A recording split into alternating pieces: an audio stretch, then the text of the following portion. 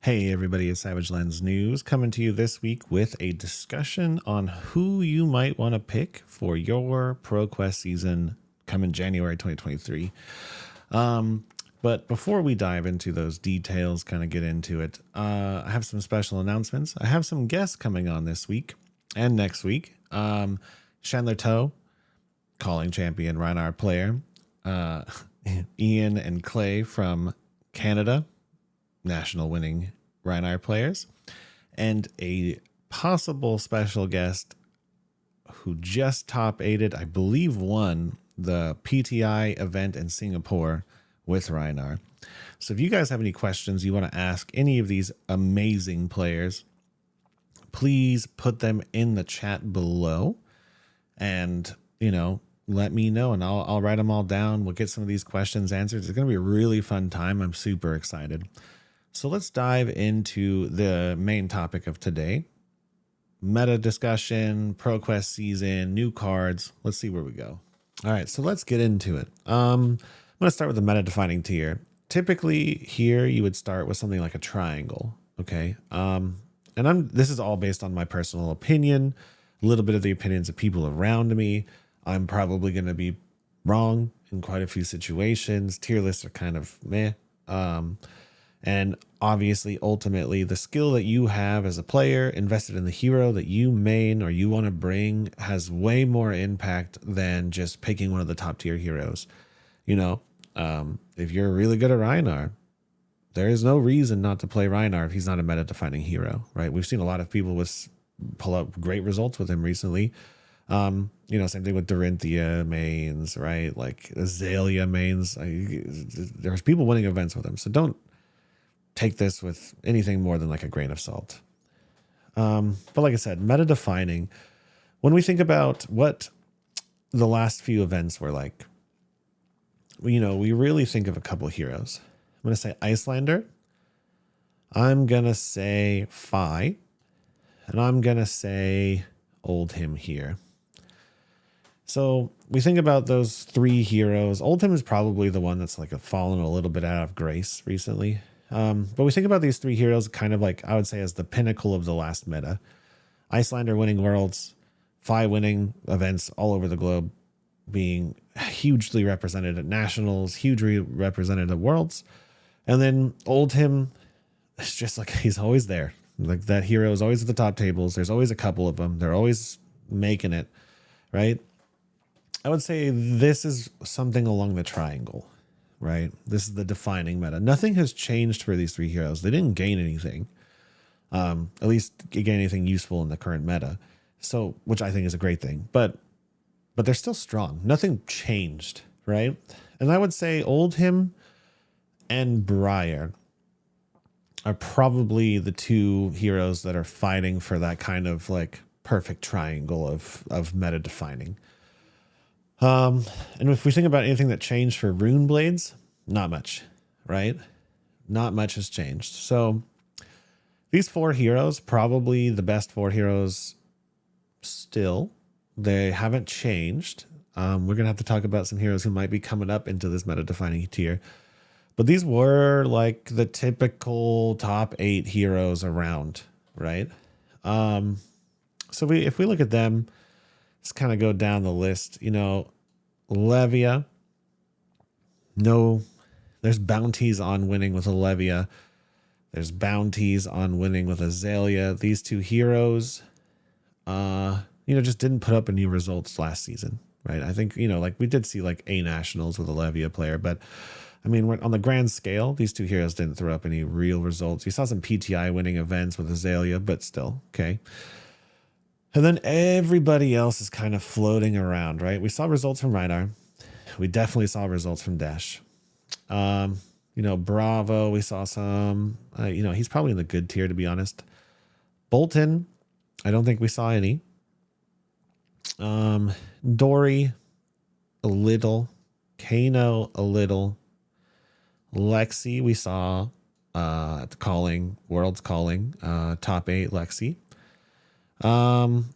Dromai, we definitely saw floating around. Viserai, we definitely saw floating around. And that is it for, oh, Katsu. I don't think we saw very many Katsus make it, unfortunately. Sorry, Katsu players.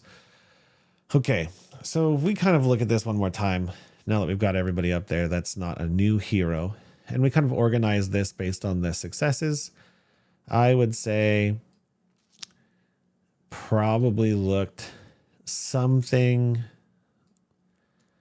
Oh, Kano hurts me to put low, but I don't think Kano put up very many results this year. So I would say it looked something like this. You know, these top 4 heroes, always top 8, always in events, always highly represented. These great picks heroes, some were way more represented than others. Like Lexi's probably the least represented. Viscerai's probably the most represented next to Dromai and Dash. Rhinar just actually collectively through like Asia and North America got a lot of placements. In Canada, in US, in Asia, Rhinar was all over the place. But I wouldn't say he was very highly represented, so that might be an interesting thing to think about. Viscerai, highly represented. Dromai, highly represented. Dash was probably one of the most represented decks last year. That was outside of these 4.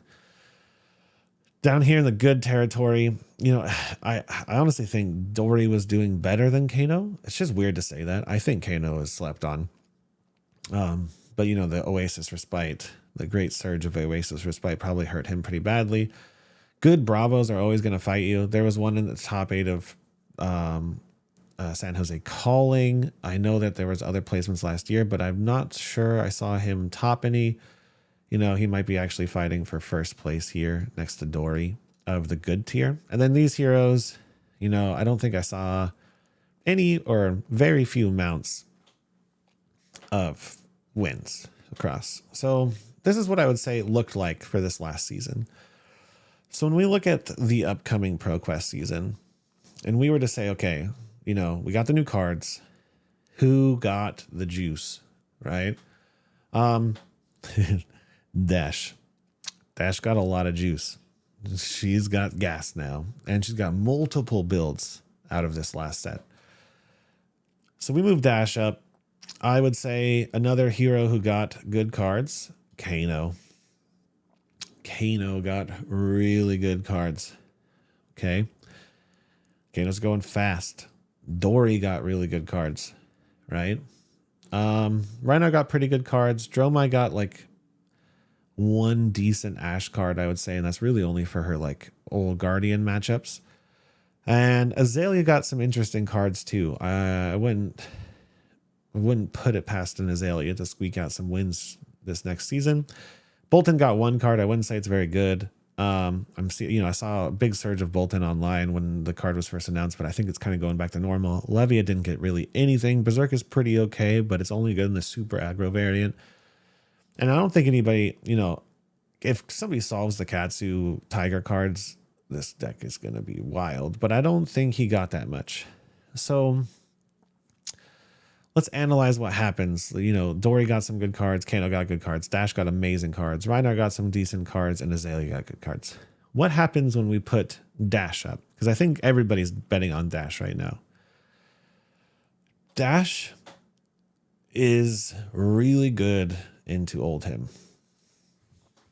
And I think, and this is what I'm personally worried about as a Rhinar player, is if Dash is fast enough and consistent enough and has that side, you know, that plan B into Oldhim and Guardian, Dash is going to speed the meta up. So this might be an aggressive call, but I think Oldhim's going to fall from grace. And I think Dash is going to be fighting for Premier Aggro Hero. Okay. We saw Dash winning the last 2 Battle Hardens, the PTI event in Asia, one of them, and just tearing it up, even in the Icelander, which is weird. So we'll see what happens when the best of the best Icelander players play the best of the best Dash players globally. But Dash moving up as such an aggressive deck, has an amazing Guardian Killer fatigue option, has multiple build paths, really hard to tech into. We're going to see I think the triangle is going to form into something along these lines. Okay. With Briar floating around there because Briar's just super good. I think people just forgot about Briar during the Fi meta for a while. I don't know. But there was like a second place one at Worlds, obviously. I think Briar was slept on a little bit. People put her away too fast. So I think Briar's still up there. So with 3 aggro decks moving up into the S tier, meta-defining tier, sitting next to Icelander, what does that do for everybody else? Well, like I said, Oldhim doesn't have the greatest time into Dash. Oldhim also doesn't have the greatest time, honestly, into most of these heroes in the top tier, which is kind of why I think I'm moving him down. Dromai also doesn't have the greatest matchup into aggro decks, specifically Rune Blades. You can, any Dash who goes into Dromai, like full boost variant, they're probably going to lose. So Dromai might actually go up in stocks because of that. But I think most good Dash players are going to know that like you're just going to get fatigued if you go full boost, or you don't have like a Hanabi Blaster, max velocity, like perfect plan. Viserai preys on a lot of these top decks here. Actually, no, he doesn't. I take that back. Viserai, I just think he turned into a little bit more of a lottery deck. But with the meta going faster, maybe he has room. Lexi, I think, has way more game into aggro heroes. And I think Kano got really fast. So I'm going to go out on a limb. I think Viserai is still good, right? But Dory has amazing aggro matchups. They can't block.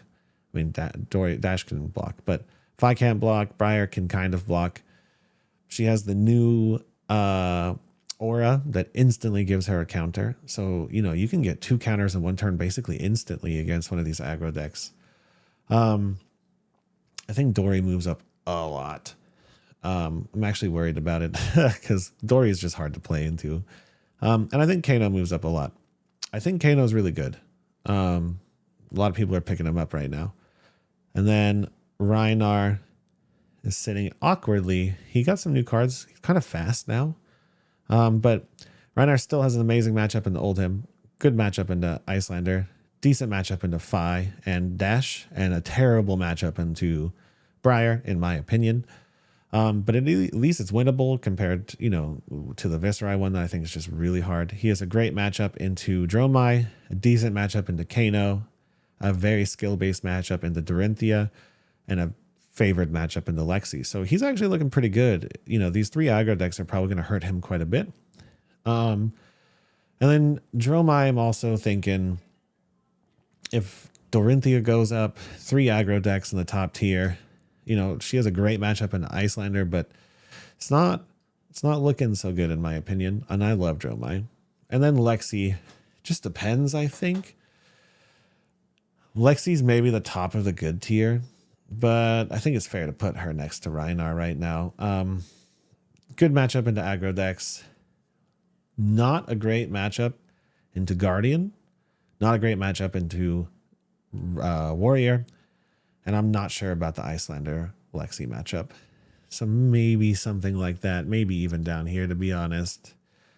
I'm a little iffy on these 2 heroes being placed here. Bravo. Bad matchup in the Dromai. Decent matchup in the Rhinar. Decent matchup in the Kano. Good matchup in the Dory. The top 4 heroes, though, kind of hurt him quite a bit. But your good Bravo player is always going to smash, man. Like, there's just... they're just so good. It's like the people who go deep in Bravo are always going to do very well in tournaments. And then Azalea. I think Azalea's sleeper. New cards are interesting. Good Azalea players are terrifying. So yeah, I think I would settle somewhere around here, right? And then we got to pull in the new hero. So I really like the new assassin hero, but unfortunately I don't think that this class has enough cards to do it. It plays super fair. Its damage is really on rate or below rate actually, and it doesn't really have like a got you card. It doesn't have like a Revel in Runeblood, Blood Rush Bellows. It doesn't have like Channel Mount Heroic. It doesn't have a card where when they play it, or Icelander and Kano's ability to kill you on your own turn. It just doesn't have a card like when they play that you kind of groan, right? Like Eradicate's kind of that card, but like you block Eradicate and you throw a D-React at it and you just shut it off, and it's only one attack, right? I want this class to be good, but I think they just need something. So I'm going to stick them here for now. It might even be in the skip territory, to be honest. Might be somewhere here. But I guess we'll see. It's still being discovered. There's a lot of work to do.